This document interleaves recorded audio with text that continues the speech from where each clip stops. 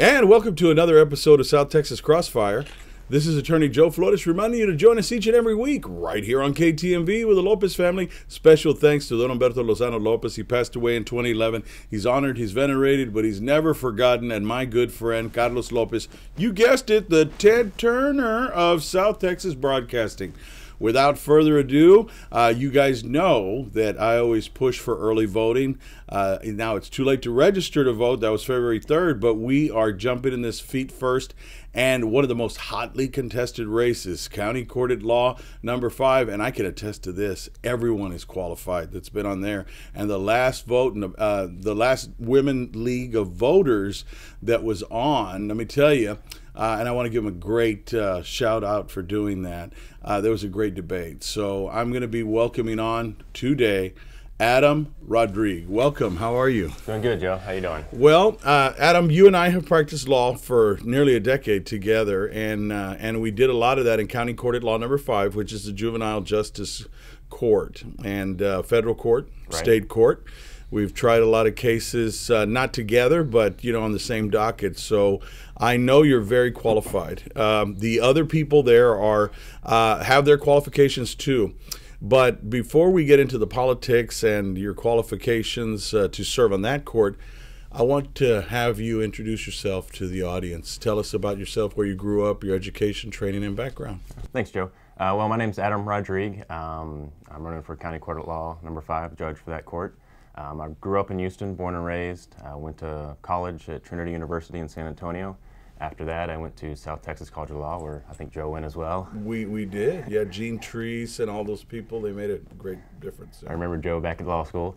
And after law school, I got married to my wife, Lee. And right after law school, we moved down here to Corpus Christi, and I started practicing on my own. I've been doing it for 11 years or so. And about 8 months ago, I had my first child, Jack. He's 8 months a couple days ago. And from the beginning, I started practicing in court number 5 under Judge Lewis. And back then, there wasn't a lot of attorneys. I think, Joe, you would know that there wasn't a lot of attorneys who used to practice over there. It was a small group of people. So I got to really learn and get a feel for what goes on in that court, not only from the attorneys, but under Judge Lewis, who taught me a lot. And I thought of him, and I still think of him as a mentor, and he really taught me how to practice law there, and he's really what got me thinking about doing more and maybe becoming judge. And after his passing, that's when I thought maybe I should, seek a judgeship over there, and I think now I'm ready for it. I have enough experience, and I've done a lot over there. I've tried done every type of case, CPS, guardianships, juvenile. I've tried a lot of cases over there, and as you know, not many people do jury trials over there. But I've tried several jury trials over there. I think I'm actually the only person in the last 6 or 7 years to try a jury trial, and I've tried 2 of them over there.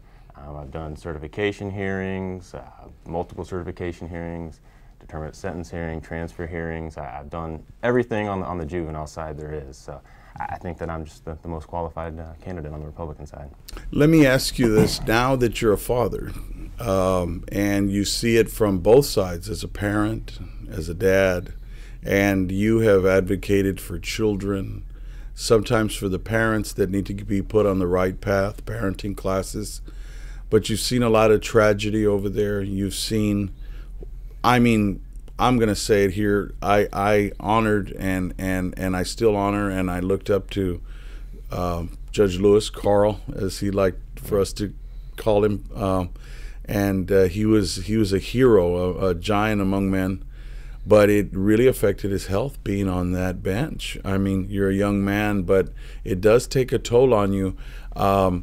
Why do you think, and to educate the audience, why do you think that you are qualified and will be able to take that tremendous amount of stress for, God willing, 30 years being on that bench, Well, I'm going to tell you, I don't know if I would be able to do it for 30 years because it is so stressful. I'm not going to sit here and say I would be able to do that forever. I think Brent Chesney said 1 term is enough for somebody, but you're a very young man. Right, and I would passionate.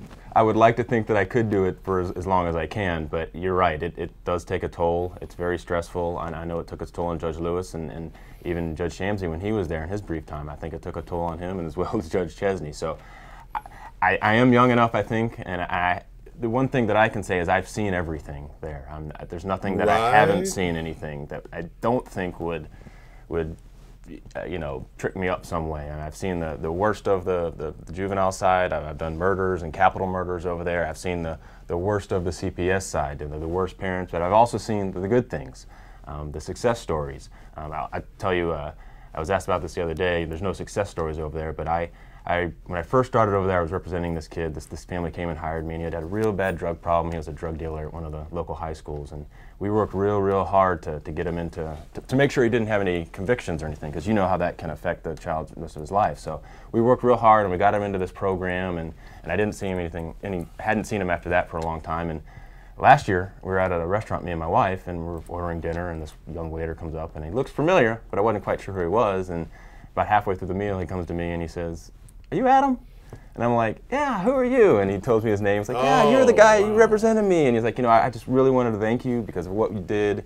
You know, I'm in college now, I'm working, I'm doing," and he's basically thanked me for changing his life. And so those are the things I look forward to, and I hope I can do a lot of that when I'm judge. I can, you know, have those positive aspects to keep me going. But I'm not going to sit here and say I'll do this for 30, 40 years because I don't know. It's very stressful. Well, and the thing is, you know, when you were, I think what separated you from the pack, because there's a lot of people running for this, you do have a Republican opponent in this primary, but I think the thing when I was watching and I was listening to you say about the importance of CASA, a lot of people don't know who CASA is, and you've been with them since the beginning of your legal career. Can you tell people what CASA is, what it stands for, and the impact it has on children? Well, CASA, it stands for the Court-Appointed Special Advocates, and they're the group of volunteers. It's all a volunteer group who, when on CPS cases, we as attorneys, when we represent children, we have to represent their wishes, and a lot of times their wishes are not what's in their best interest. I can agree to that. If there's a parent who's a big drug dealer or the worst parent ever, kids always want to go home. So we as attorneys have to advocate that for these children. What a CASA is they come in and they're able to represent the best interest of the child, and they have a third-party view of it to tell the court, this is what we think is in the best interest, which is not always in line with what we as attorneys want. So I think they're very important. They help us as attorneys do our job, but they also give the court a much better insight into what actually should or shouldn't happen. One, because they're not attorneys, so they don't look at things legally. They look at things as a mom or a dad would look, which I think is a good view of it. And two, like I said, it's just a different view, a third-party view to help the judge out and make his decision. And like I said, I was on the board of directors for a year or so, back in 2007, I believe, and then my practice started getting bigger and commitments got worse, so I couldn't stay on as it. And I participated in their trainings over there. I used to go over whenever they had trainings, and I would do a panel and help out and teach them as best I could. And I was actually nominated as the Attorney Ad Litem of the Year one year. I think it was 2008 from CASA. So I have a lot of experience with CASA. I think it's a great organization. If anybody's out there, they should join. Yes, and I've got good friends. Tom Walker, I've worked with people like Kathy Thornberry on trials. Right. And she's been right there advocating for those children, but for the best interest. Right. And they don't get paid. And they're there visiting, as you said, at the League of Women Voters. They are there to look at it globally. So with that being said, I had a anonymous CASA member, a volunteer, who told me, "Joe, I want you to bring this up."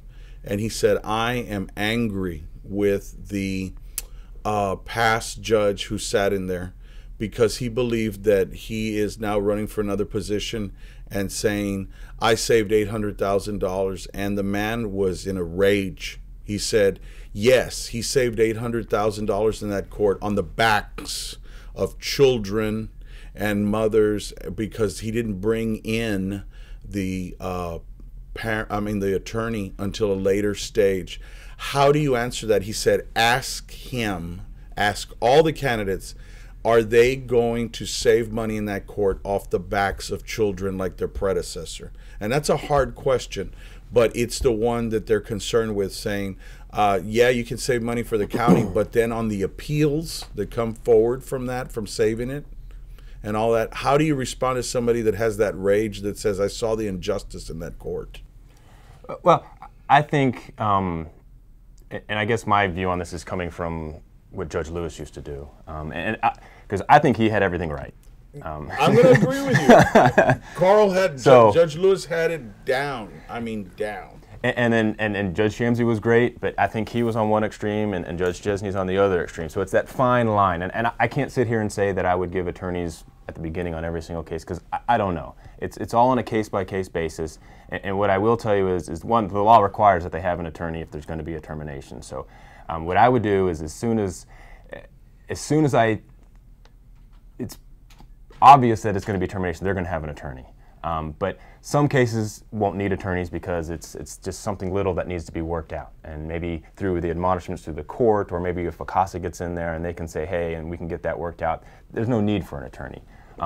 But, you know, if you have young mothers, or it's fairly obvious from the outset that, you know, they're going to need some help with it, then they would get attorneys right away. I understand, and I see you wrestling with it, because I would do the same thing. It's not an easy question, right, but I had to ask. No, I appreciate that. It's just, you're right. There's no right or wrong. I mean, there's right or wrong answer, but there's no. It's on a case-by-case basis. I can't say when a case comes in, there's going to be 10 attorneys appointed to every case, because it's not needed. And you know that. Some cases get worked out within a week. Some cases take, 6-8 months. It just depends on what each case is, and when the judge gets the affidavit, he should know, okay, this is going to be a hairy case, so maybe we should give the mom and the dad an attorney. Or maybe, if she works out with CPS, then they won't need an attorney. So it's case-by-case basis. And I love to do this part of the segment because I'm going to use it as a total election day run. I love to ask somebody, because I know you can't reach, you've knocked on hundreds, thousands of doors now, you've block walked, you put up your signs, but this is the last question I'll have for you, and it's knocking on 100,000 doors, because it only used to be the abuelitas from Robstown that would say, you're doing a great job, Joe, on this show. Now it's people on the island. Now it's people in Flower Bluff that watch us. A lot of Republicans, Libertarians, Tea Party watch us. And so knocking on those doors in this primary, and God willing you win the primary and go on to November, they're going to say, why should I vote for Adam Rodrigue? Well, in the primary, I think, because you're right, on the Democrat side, there's a lot of qualified candidates. So from the Republican side, I think we need a candidate that can match up with those qualifications. And I think I'm that person. I'm like I said earlier, I have experience over there. I think I have the most experience. I'm a trial attorney. I like to trial cases. And as you know, if you're not a trial attorney and you're not in there trying cases, I'm not sure how you can be a good judge. And so I've been in there. I've tried lots of cases. I've done every type of juvenile case there is. I've done every type of CPS case there is. I've appealed everything. So I'm very, very familiar with everything that goes on over there. I also think that I have the respect of the prosecutors, the court staff, my fellow attorneys, the CPS workers, and CASA as well. So I think I have the respect and the knowledge and the experience to be the best candidate over there. Adam Rodrigue, and what's the magic number if people want to pick up a yard sign, T-shirts, help out on your campaign, and join your army of supporters? 882-3030. And that's 882-3030. And do you have a Facebook presence? Yes, I do. All right, and that would be Facebook/Adam Rodrigue for Judge, or I guess I don't know. It's my Facebook page. But just look me up. It's Rodriguez without the Z. It's Rodrigue. Yeah, no Z. And, no Z. No Z, and that's easy to remember. No Z's, right? And so it's Adam Rodrigue running for County Court at Law number 5 for the Republican primary. God willing, you survive that bloodbath, and everybody get out and vote, please, and call 882-3030 if you want to help out with his campaign. Get a yard sign, get T-shirts, have him come kiss your baby. Hey, he has his own. 882-3030. Adam Rodrigue for County Court at Law, your next judge, County Court at Law number 5. Adam, thanks for taking the time out. Thank you. Appreciate it, Joe. Have you been arrested or are potentially facing criminal charges? You need a trial attorney who is well versed in the courtroom. Joe Flores has handled hundreds of criminal cases and many of them to trial. Joe Flores can provide you with competent representation to protect your constitutional rights in state and federal court. Joe Flores can help if you have been arrested or facing criminal charges. The law offices of Joe Flores. Equal justice for all.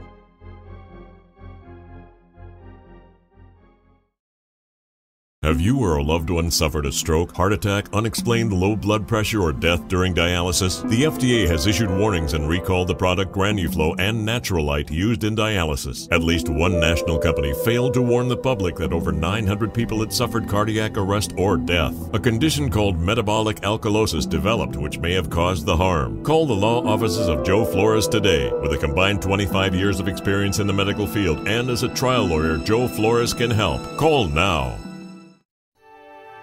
Hi, this is attorney and board-certified nurse practitioner Joe Flores on behalf of Vasquez Flores Home Health. Nursing homes have their place, but having care in your own home is very important. Call today for more information. Backed by over 20 years of experience, registered nurse Priscilla Vasquez can answer your questions about home care.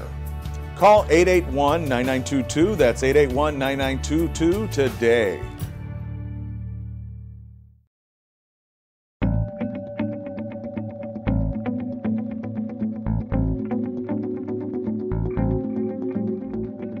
I think it's a betrayal of public trust. That is just not ethical. I left the Democratic Party because of her. The reason is because you're taking Republican money. The money of those people that pay me as a consultant. What are you taking? Why did you take it Crosstown? Took money. I saw it and I saw them pay you checks.